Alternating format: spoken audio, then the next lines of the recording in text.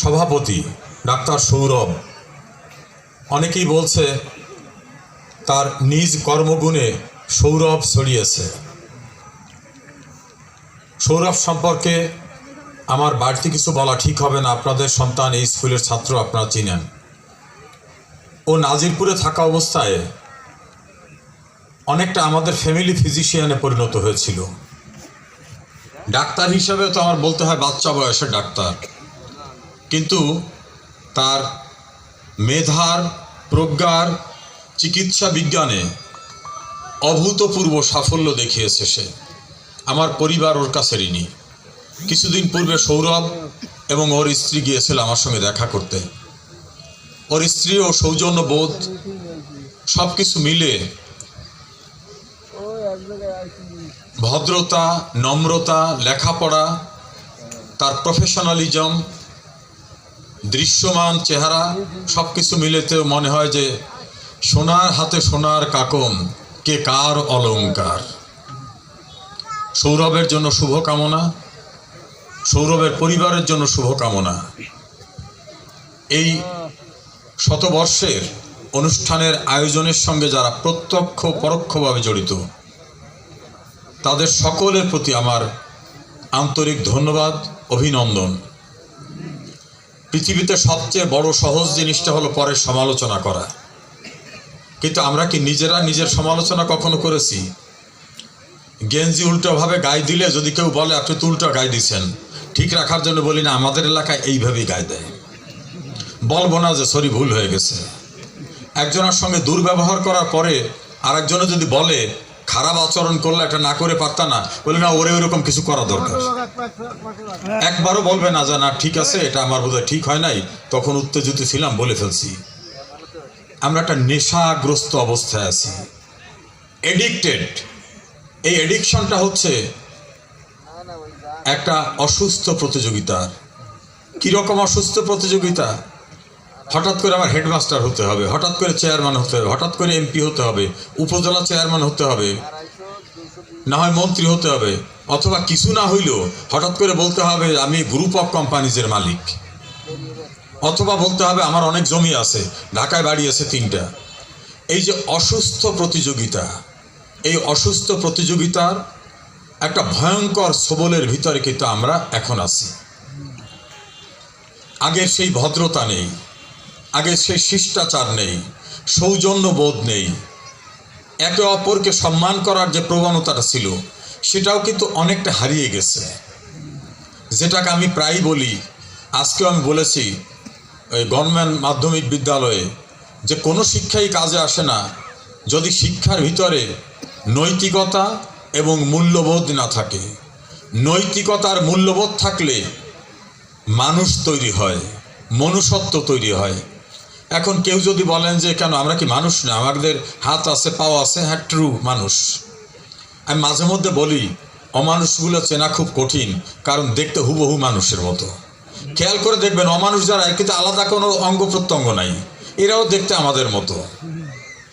এই সমাজ একদিনে তৈরি হয়নি, শত শত হাজার হাজার বছরের বিবর্তনের মধ্য থেকে, আদিম অসভ্য যুগ থেকে, প্রক্রিয়ার ভিতর থেকে কিন্তু আজকে এই সভ্যতা আসছে। না হলে আমার মেয়ে নিরাপদ থাকতো না, আমি নিরাপদ থাকতাম না, আমার মা নিরাপদ থাকতো না, আমার সম্পত্তি নিরাপদ থাকতো না। সমাজ ব্যবস্থা কিন্তু আমাদেরকে অলিখিতভাবে একটা সীমানা করে দিয়েছে, তুমি অন্যের সম্পত্তি নিতে পারবা না, তুমি অপরের অধিকারে হস্তক্ষেপ করতে পারবা না, তুমি কুশিক্ষায় থেকে অন্যকে দুর্ব্যবহার করতে পারবা না। এই সভ্যতাটা কিন্তু আসতে হাজার হাজার বছর লাগছে, এবং এই সভ্যতায় আনতে আমাদের অনেক পূর্বপুরুষদের জীবন দিতে হয়েছে। একসময় তো মানুষ মানুষের মাংস চিবিয়ে চিবিয়ে খেত। বাবা বৃদ্ধ হয়ে গেলে তাকে ছিন্ন বিচ্ছিন্ন করে খেত। তাহলে পশুর সঙ্গে আর আমাদের পার্থক্যটা কি? সেই জায়গার থেকে কিন্তু আজকে আমরা অনেক বড় একটি জায়গায় এসেছি।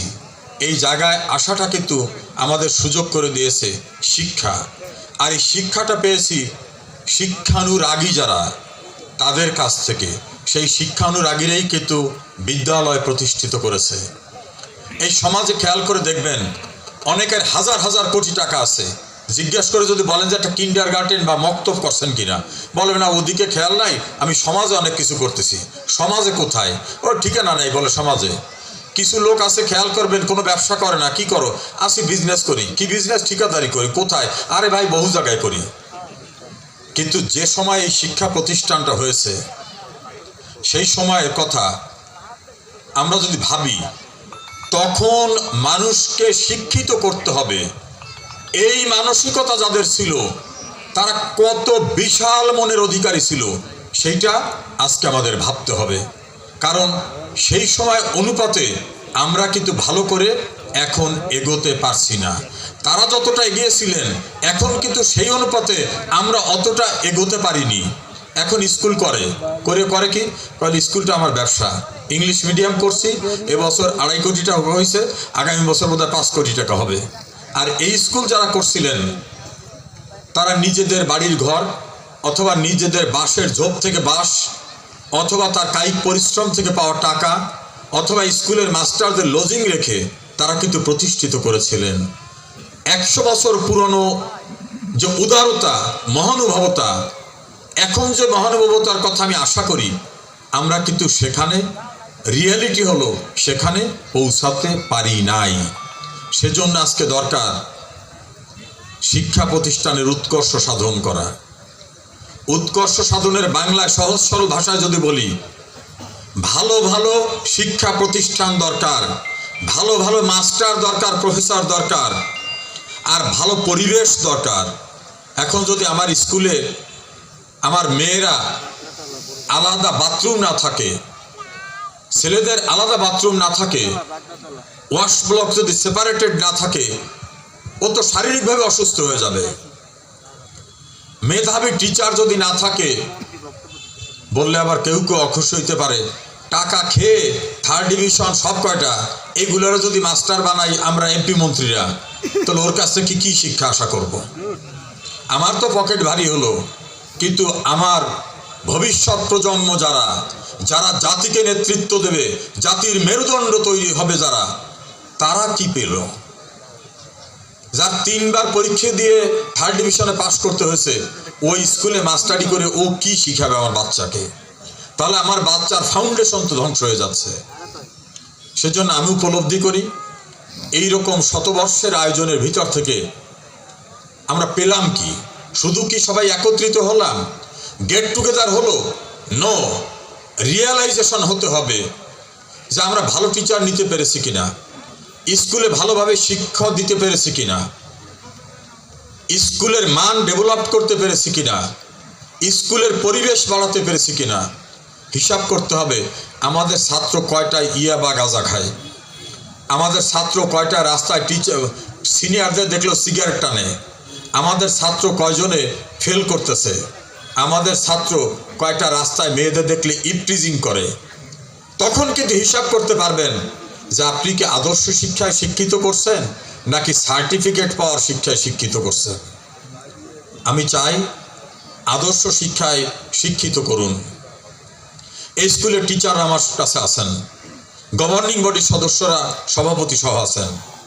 আমি বলবো আপনাদের বাচ্চাদের নৈতিকতা শিখান, সৎ হতে শিখান, দুর্নীতি মুক্ত হতে শিখান, মেয়েদের সম্মান করতে হবে সেটা শিখান, বয়স্ক লোক দেখলে তাকে ছেড়ে চেয়ারটা তাকে দিতে হবে শিখান, মাদক আসক্ত হবে না সেটা শিখান, আর আদর্শ মানুষ হলে সেটাই মনুষ্যত্ব সেটা শিখান। আরও শিখান ধর্ম যার যার, কিন্তু মনুষ্যত্ব সবার, সবার উপরে মানুষত্ব তাহার উপরে নাই। আমরা কদর্যতায় লিপ্ত হই। আমি বলি হিন্দু পাড়া, পারলে তো শব্দ আর একটু বাড়াইয়ে বলি মালাউনদের ওইখানে এত ডেভেলপমেন্টের দরকার কি। আবার যদি ওই লাইনের কেউ এই সাইডে হয়, সে বলে মেয়ে আগে হনে বেশি দিয়ে কাজ কি। এই যারা বলতেছে, এই দুইজনার দৃশ্যমান চেহারা যদি পরিচয় না দেয়, নাম না বলে, তাহলে কে মুসলিম কে হিন্দু বাইরের থেকে ঠিক বোঝা যাবে না। আসলে আসল পরিচয়টা কি? সৃষ্টির শ্রেষ্ঠ জীব আমরা মানুষ। আমাদের অনেকে আছে ইসলাম ধর্মাবলম্বী, মসজিদে সারা বছর যায় কি না জানি না, কিন্তু হিন্দুদের জমি যদি ফাঁকা থাকে তাহলে বলে ওটা ডিসিআর কাটিয়া বালাউনদের বা হিন্দুদের ওটা নেওয়া যাবে। আবার অনেকে কট্টর সনাতন ধর্মাবলম্বী মন্দিরের আশপাশে বা ঠাকুরের নাম জপ করে কিনা জানি না, কিন্তু সাংঘাতিকভাবে ইসলাম বিদ্বেষী। এরা আসলে মনুষ্যত্ব বিদ্বেষী। এদের নামের সঙ্গে মোহাম্মদ থাকুক আর নামের সঙ্গে শ্রী থাকুক, চেহারা মানুষের মতো হলেও এরা অমানুষ। আসেন আমাদের ঐক্যবদ্ধ হতে হবে। আমি যদি একটা প্রাচীন উপাখ্যানের কথা মনে করি, যখন অসুর শক্তিকে কোনোভাবে পরাভূত করা যাচ্ছিল না, তখন কিন্তু সকল দেবদেবীকে ঐক্যবদ্ধ করে কিন্তু অসুরকে নিধন করতে হয়েছিল। এই সমাজে মানুষরূপী অনেক অসুর আছে, তারা এই ভালো ভালো চেয়ারে বসে, প্রধান অতিথি হয়ে আসে, ভালো মালাও নেয়, সুন্দর ভাষণ দেয়, আর যাওয়ার সময় বলে নিয়োগের 3টে আছে, ওইটা টাকা টাকা ম্যানেজ করো, সর্বোচ্চ রেট যেটা ওটা আমার সঙ্গে যোগাযোগ করো। এই জিনিসও কিন্তু সমাজে আছে। আর কেউ কেউ আছে না, ধূমপান বিরোধী বক্তব্য দিয়ে ভিতর রুমে যায় বলে দ্রুত দিয়ে অনেকক্ষণ টানি না। এই জাতীয় জিনিস কিন্তু এই সমাজে আছে। মাদকের বিরুদ্ধে কথা বলে কিন্তু নিজে মাদক সেবী। মুক্তিযুদ্ধের চেতনার কথা বলে কিন্তু ঐক্য করে রাজাকারদের সঙ্গে। সুধাংশুকার হালদার হেরে গেছিল কার কাছে? যুদ্ধ অপরাধী দেলোয়ার হোসেন সাইদির কাছে। কারো কি অজানা আছে কেন হারছিল? সুধাংশুবাবু হারছিল নাকি পিছন থেকে তীর নিক্ষেপ করেছিল? যারা নিক্ষেপ করে তারা আবার খুব কাছে থাকে। মীর জাফর আলী খান সিরাজউদ্দৌলার খুব পরমাত্মীয় ছিল, বউয়ের ভাই। বঙ্গবন্ধুর সবচেয়ে ঘনিষ্ঠ ছিল কিন্তু খন্দকার মোস্তাক আহমেদ। বঙ্গবন্ধু লিফট দিয়ে মেজর জেনারেল বানাই ফেলছিল জিয়াউর রহমান রে, কিন্তু বঙ্গবন্ধুর খুনে কিন্তু ভূমিকা তারা রাখছে, সিরাজউদ্দৌলাকে ভূমিকা তারা রাখছে। ভারতের প্রয়াত প্রধানমন্ত্রী শ্রীমতী ইন্দিরা গান্ধীর সবচেয়ে বিশ্বস্ত ছিল সত্যবন্ত সিং, সে ছিল তার গানম্যান, প্রোটেক্টর। সত্যবন্ত সিং যখন গুলি করে দিল তখন ইন্দিরা বললেন, সত্যবন্ত এ তুম ক্যা কিয়া? সহজ ভাষায় হলো, তুমি এটা কি করলে? তুমি আমার সবচেয়ে নিরাপত্তার দায়িত্বে, তুমি আমাকে হত্যা করে ফেললে। আমরা যখন প্রগতিশীল রাজনীতি নিয়ে এগোতে যাই, মুক্তিযুদ্ধের কথা বলি, আমাদের প্রিয় চেয়ারম্যান সুব্রত নাতিদীর্ঘ একটা কথা বলছে, ওই কথা যখন বলি তখন দেখি বাইরের থেকে আঘাত খুব কম আসে, আঘাতটা কিন্তু ভিতর থেকে আসে। যেটাকে বলে বিশ্বাসী হয়ে যে আঘাত করে, যাকে বলে বিশ্বাসঘাতক, সেই বিশ্বাসঘাতক কিন্তু বাইরে না, আমাদের ভিতরে। এই সমাজ ব্যবস্থাকে টিকে রাখতে হবে আমাদের। সৌরভ তার পরিচালনা পরিষদ অন্যদের নিয়ে এই আয়োজনটা করছে। এই আয়োজনে অনেক ত্রুটি হতে পারে, যারা দূরে থেকে কষ্ট পান অথবা ওর ত্রুটি আছে বলেন। আমার তো মনে হয় সৌরভকে এসে যদি বলা হয়, তুমি এইটাকে অমুককে দাওয়াত করো নাই, অমুককে নিমন্ত্রণ করো নাই, তোমার এই প্রক্রিয়া ঠিক হয় নাই, সৌরভ নিশ্চয়ই এরকম ওই কি বলে, আমাদের গ্রামে একটা জন্তু আছে না, খামি দেয়, ও তো আর নিশ্চয়ই ছাগলের মতো খামি দিয়ে বলবে না যেটা করছে ওইটাই ঠিক আছে। আপনারা এগিয়ে আসবেন না, দূরে বসে সমালোচনা করবেন, এটা শোভন না।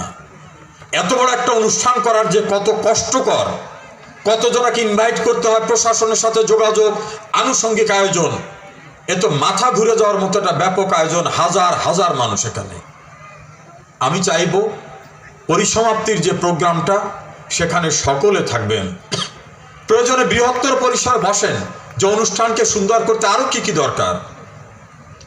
আমি সৌরভকেও বলবো, তোমার উদারতাকে আরো বিস্তৃত করবে, সকলকে আহ্বান জানাও, সকলে আসবে, সকলকে নিয়ে অনন্য সুন্দর, অসাধারণ, নজিরবিহীন, দৃষ্টিনন্দন, প্রাণ প্রাচুর্যে ভরপুর একটা অনুষ্ঠান তুমি করবে।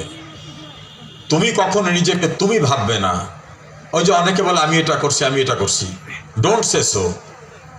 কখনই কিন্তু একক সত্তায় কিছু হয় না, বলতে হবে আমরা।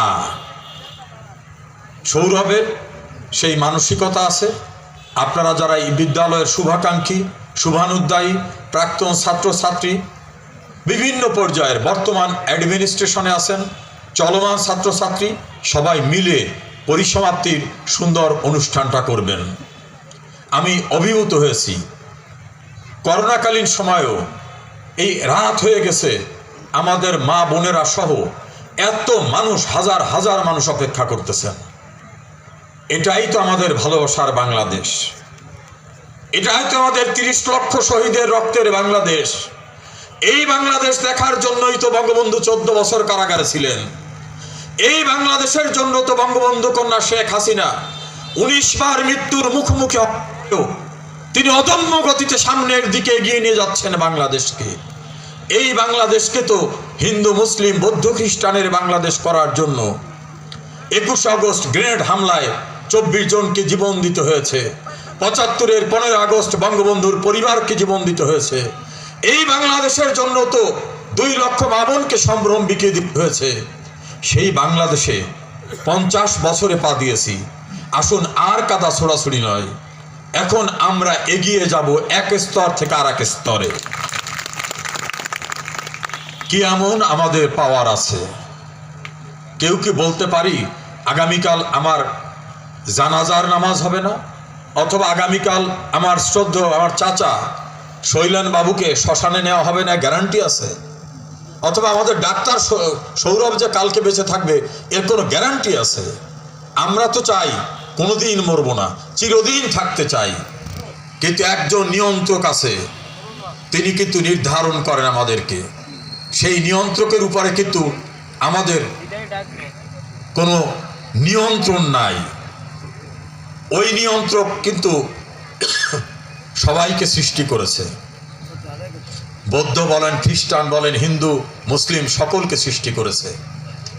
সৌরভের ঔষধে শুধুমাত্র হিন্দুরা ভালো হয় তা তো না। যে ঔষধটা ইহুদির তৈরি, সে ঔষধটা কিন্তু মুসলিম ভালো হয়।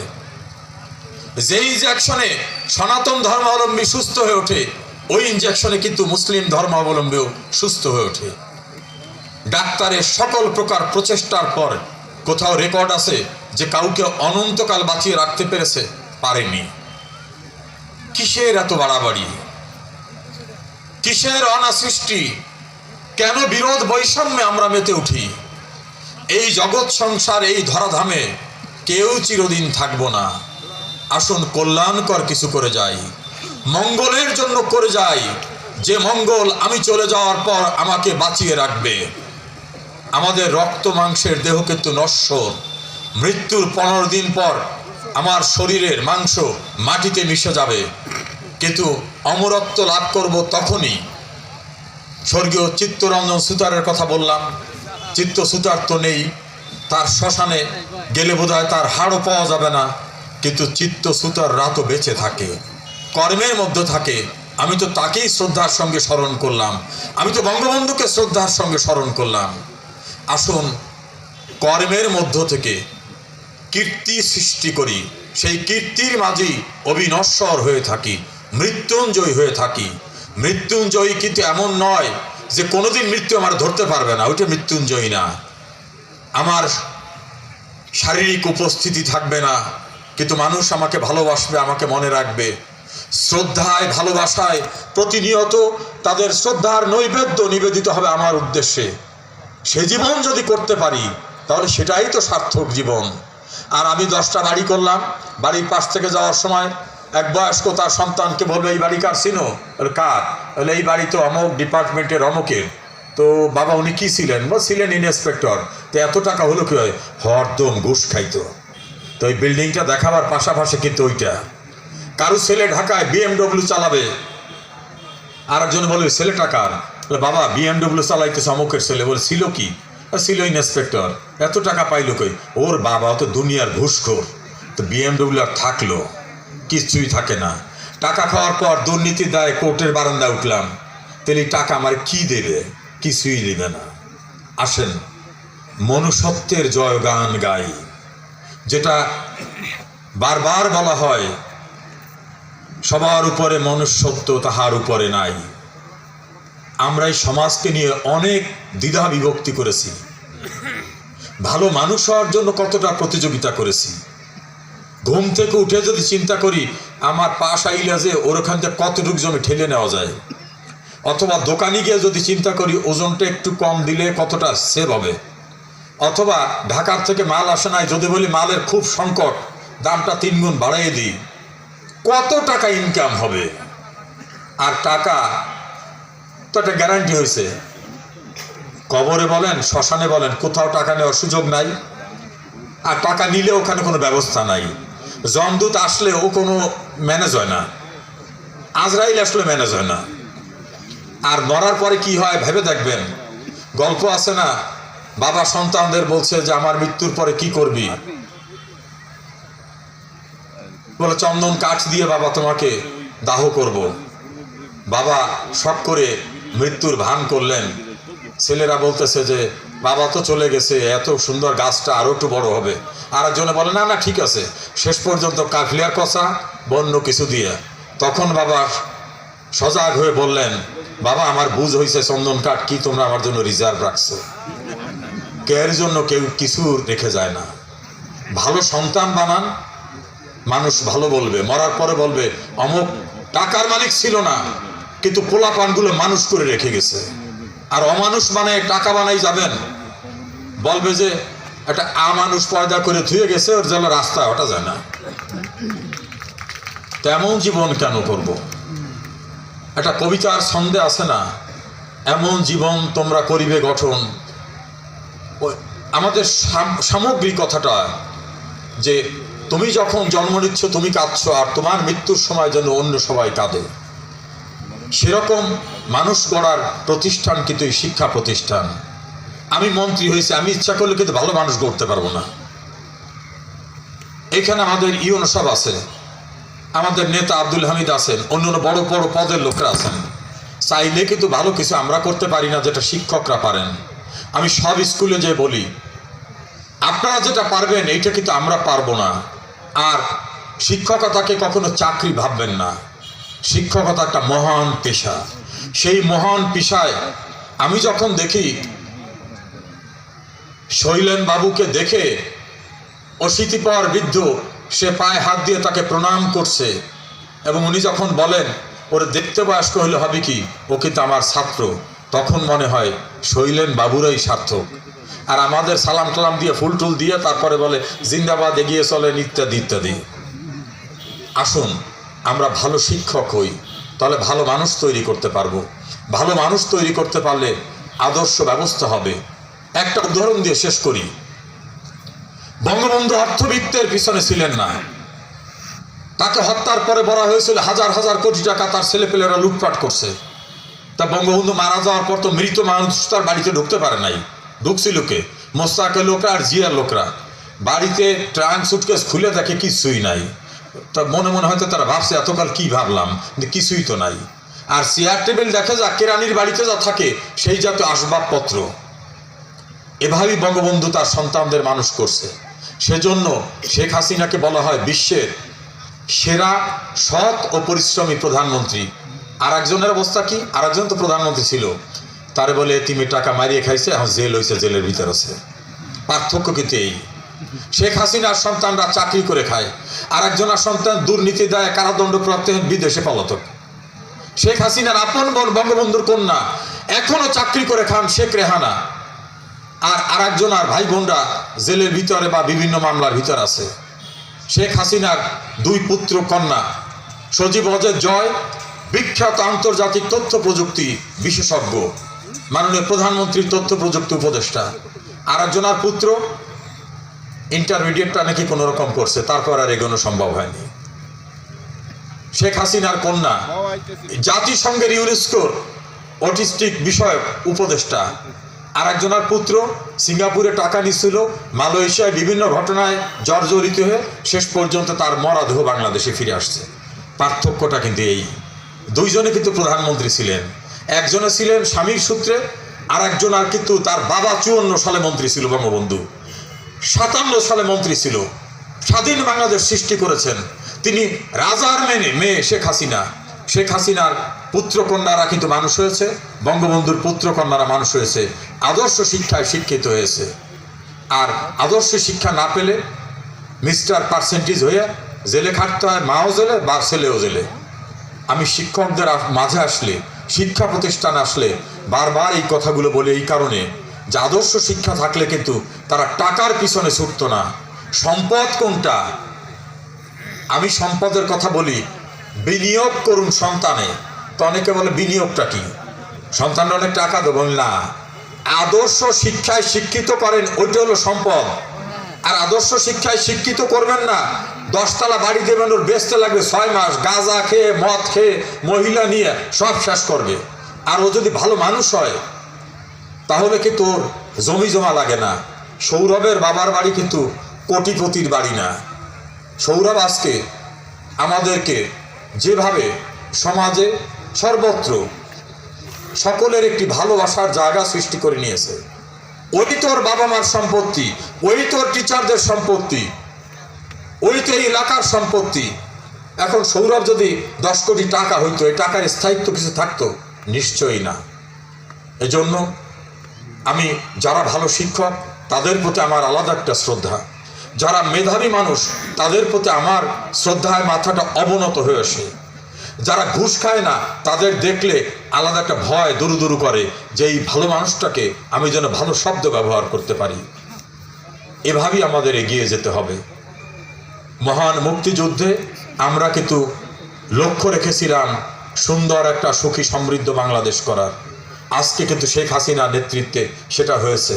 আমরা 4,17,00,000 বই বিনামূল্যে এত বড় করোনার ভিতরে বিতরণ করতেছি। 4,17,00,000 বই।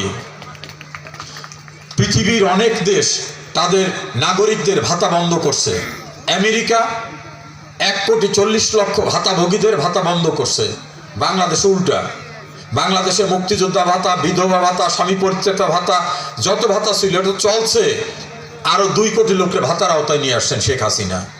আমেরিকা ভাতা বন্ধ করে আর শেখ হাসিনা ভাতার পরিসর বাড়ায়। এমন একজন মহামানবী আমরা পেয়েছি। মানুষ রূপে তিনি আমাদের কাছে মানবী। তিনি অন্ধকারের বাংলাদেশকে আলোকবর্তিকার উজ্জ্বলতায় পরিপূর্ণ করার জন্য এগিয়ে নিয়ে যাচ্ছেন। তার ঘুম নেই, তার খাওয়া নেই, তার বিশ্রাম নেই। করোনায় একজন মানুষকে তিনি মরতে দেননি। একটা লোক অসহায় অবস্থায় চিকিৎসা পায়নি, এমন অবস্থা হয়নি। অর্থনীতির গতি বন্ধ হয়নি। এভাবে তিনি এগিয়ে নিয়ে যাচ্ছেন। আসেন, কোনো হানাহানি নয়, বিরোধ নয়, বিসংবাদ নয়। আমরা সবাই মিলে সুন্দর বাংলাদেশ বিনির্মাণ করব। যে স্বপ্ন আমাদের মহান নেতা বঙ্গবন্ধু দেখেছিলেন, যে স্বপ্ন আমাদের স্বর্গীয় বাবু চিত্তরঞ্জন সুতার সহ অন্যান্য জাতীয় নেতৃবৃন্দ রেখেছিলেন। আজকের এই সুন্দর অনুষ্ঠানে আসা আমার জন্য খুব কঠিন ছিল, কিন্তু আমার মনে হলো চিত্ত সুতারের পুণ্যধন্য এলাকা, এখানে আসতে হয়। আমার চাচা বাবু শৈলেন্দ্রনাথ হালদার, উনি আমাকে বললেন তুমি যদি যাও আমি যাব। আমি ওনাকে বললাম যে আপনি যাবেন না, আপনার যে শরীর কুলাবে না। উনি আমাকে খুব আবেগ স্পর্শ একটা কথা বলছিলেন, বাবা আর কোনোদিন যেতে পারবো কি তো জানি না, অনেক স্মৃতির জায়গা। উনি ওনার ভাষায় বলছিলেন আমি একবার যেতে চাই, তুমিও কিন্তু যাবা। সুব্রত বলছে দাদা আপনি কি আসবেন? আমি প্রথমে নানা রকম প্রতিকূলতায় না বলছিলাম, তারপর মনে পড়লো যেখানে আসা দরকার। আরও মনে পড়লো আমার বাবা মা যখন গুরুতর অসুস্থ, আমি ঢাকায় থাকি, কখনো কখনো শেষ নিঃশ্বাস ত্যাগ করবেন এমন পরিস্থিতি। রাতে দিনে যখনই একটা ফোন করা হয়েছে, সৌরভ বাড়িতে চলে গেছে, আমার বাবা মাকে সেবা দিয়েছে। সৌরভ এই স্কুলের পরিচালনা পরিষদের সভাপতি, ও একটা অনুষ্ঠানে দাওয়াত করছে, আমার 10টা অনুষ্ঠান পোস্টপন করলেও আমার যাওয়া উচিত, কৃতজ্ঞতার জায়গা থেকে যাওয়া উচিত। আমি অকৃতজ্ঞ নই। এই অঞ্চলের মানুষ ভোট দিয়েছেন, ভালোবাসা দিয়েছেন। আপনাদের প্রতি শ্রদ্ধা, ভালোবাসা, কৃতজ্ঞতা কিন্তু আমার কখনো ক্ষান্ত হয় না। আমার সঙ্গে এখানে আমার নাজিরপুরের বিভিন্ন ইউনিয়নের নেতৃবৃন্দ আসছেন, পিরোজপুরের নেতৃবৃন্দ আসছেন, কর্মকর্তাবৃন্দ আসছেন, অনেকে আসছেন। নাম বলতে গেলে আধা ঘন্টা লাগবে, এত ব্যক্তিরা আসছেন। আমাদের পিরোজপুর প্রেস ক্লাবের নেতৃবৃন্দ আছে, স্বরূপকাঠি প্রেস ক্লাবের নেতৃবৃন্দ আছে, এই মঞ্চে আমাদের অনেক বিশিষ্ট ব্যক্তিরা আছে, জনপ্রতিনিধিরা আছেন। কাউকে অ্যাড্রেস না করে আমি একটু বেশি সময় নিয়ে কথা বললাম। এ কারণেই এই করোনায় চিরদিন আমিও বেঁচে থাকবো এমনটা আমি ভাবি না। আগামীতে আপনাদের সঙ্গে দেখা নাও হতে পারে। কোনো ভুল ত্রুটি হলে আমাকেও ক্ষমা করবেন, আপনারা সবাই সবাইকে ক্ষমা করবেন। এবং এই করোনার থেকে শিক্ষা নেবেন। কোনো টাকা, কোনো সম্পদ, কোনো অর্থ, কোনো ধর্ম, কোনো সায়েন্টিস্ট পজিশন করোনার কাউকে ছাড়ে না। বাংলাদেশের সবচেয়ে বড় ধনী এস আলম গ্রুপের মালিক করোনায় মারা গেলেন। 41টা কোম্পানির মালিক যমুনার বাবুল সাহেব মারা গেলেন। তিনি চীন থেকে বিমান রিজার্ভ করে ডাক্তার নিয়ে আসছিলেন। চীনের ফুল ডাক্তাররা তাকে দেখছে, কিছুতেই কাজ হয় নাই। আমাদের মন্ত্রী শেখ আবদুল্লাহ সাহেব মন্ত্রী, কাজ হয় নাই। সচিব, কিছুতেই কাজ হলো না। কিছুদিন আগে আমাদের একজন মেজর জেনারেল মারা গেল, মিলিটারি অস্ত্র আছে হাতে, কোনোটায় কাজ হয় নাই। পুলিশের ঊর্ধ্বতন কর্মকর্তা মারা যাচ্ছে। হিন্দু মরতেছে, মুসলমান মরতেছে, বৌদ্ধ মরতেছে, খ্রিস্টান মরতেছে। কাজেই করোনায় আমরা সতর্ক থাকি, মাস্ক ব্যবহার করি, স্বাস্থ্যবিধি মেনে চলি, আর ভিতরে যেন একটা রিয়েলাইজেশন আসে যে মৃত্যু যে কোনো সময় সবল দিতে পারে। আর যেন পাপ না করি, অন্যায় না করি, অপরের ক্ষতি না করি, দুষ্কর্মে লিপ্ত না হই। এটা আপনারা সবাই প্রতিজ্ঞা করবেন। স্কুলের ডেভেলপমেন্টের জন্য বিষয় বলছে,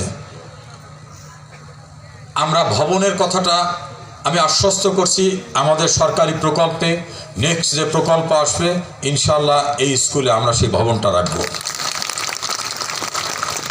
আমাদের শ্রদ্ধেয় বাবু শৈলেন্দ্রনাথ হালদার বলছেন বঙ্গবন্ধুর মুরালের ব্যবস্থা আমি নিশ্চিত করে যাচ্ছি, এটা হবে। অডিটোরিয়ামটা সরাসরি আমার জুরিসডিকশনে না, এখানে একটা ভালো অডিটোরিয়াম দরকার। বিভিন্ন রকম সামাজিক অনুষ্ঠান হয়, বিভিন্ন কিছু, সেই অডিটোরিয়ামটা কিভাবে করা যায় এটা আমি সৌরভের সঙ্গে কথা বলবো। কোন ডিপার্টমেন্ট থেকে আনা যায় সেভাবে আমরা পদক্ষেপ নেব। আপনারা সবাই ভালো থাকবেন। আপনারা অনেকক্ষণ বসে আমার কথা শুনছেন। লিজার গানের অপেক্ষায় থাকা অবস্থায় এতক্ষণ কথা শোনা খুব কঠিন বিষয়। আপনারা শুনেছেন। আগামীতে আবার দেখা হবে। আল্লাহ যেন আমাদের সহায় হন। সবাই মিলে যার যার ধর্মীয় মতে শেখ হাসিনার জন্য দোয়া করবেন, প্রার্থনা করবেন। কারণ মনে রাখবেন, শেখ হাসিনা ভালো থাকলে বাংলাদেশ ভালো থাকবে, বাংলাদেশ ভালো থাকলে আমরা সবাই ভালো থাকবো। শেখ হাসিনা না থাকলে আবার জঙ্গিবাদ আসবে, আবার রাজাকার আসবে, আবার দুর্নীতি আসবে, আবার হিন্দুদের বাড়ি দখল হওয়া, আওয়ামী লীগের হাত পাও কেটে দেওয়া, সেই ভয়ঙ্কর স্বপ্নের দিনগুলো আর যেন ফিরে না আসে, সেই প্রত্যয় রেখে আপনাদের অনেক অনেক ধন্যবাদ জানিয়ে পরিচালনা পরিষদ, স্কুলের শিক্ষকবৃন্দ, প্রাক্তন ছাত্র, বর্তমান ছাত্র, শুভাকাঙ্ক্ষী, শুভানুধ্যায়ী সবাইকে আবারও ধন্যবাদ জানিয়ে শেষ করছি। জয় বাংলা, জয় বঙ্গবন্ধু, বাংলাদেশ চিরজীবী হোক।